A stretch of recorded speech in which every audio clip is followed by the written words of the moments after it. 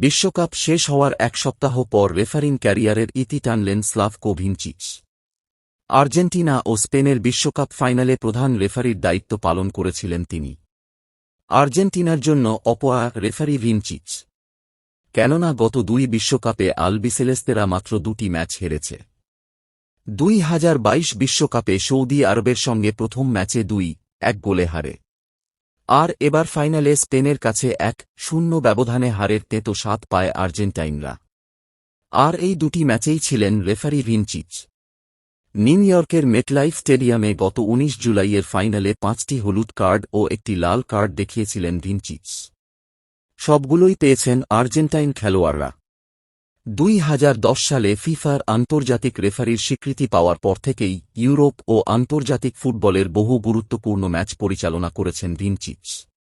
Club ফুটবলে তার সাফল্যের তালিকায় রয়েছে 2022 সালের উয়েফা ইউরোপা লিগের ফাইনাল আইনট্রাক্ট ফ্রাঙ্কফুর্ট বনাম রেঞ্জার্স এবং 2024 সালের উয়েফা চ্যাম্পিয়ন্স লিগ ফাইনাল, যেখানে মুখোমুখি হয়েছিল রিয়াল মাদ্রিদ ও বরুসিয়া ডর্টমুন্ড। 2026 বিশ্বকাপে ফাইনাল সহ 4 ম্যাচ পরিচালনা করেছেন ভিনচিচ। আর অবসর নেওয়ার কারণে সেই ফাইনাল ম্যাচ হয়ে থাকল তার ক্যারিয়ারের শেষ। স্লোভেনিয়ান ফুটবল অ্যাসোসিয়েশন আনুষ্ঠানিকভাবে 46 বছর বয়সী এই রেফারির অবসরের ঘোষণা দিয়েছে।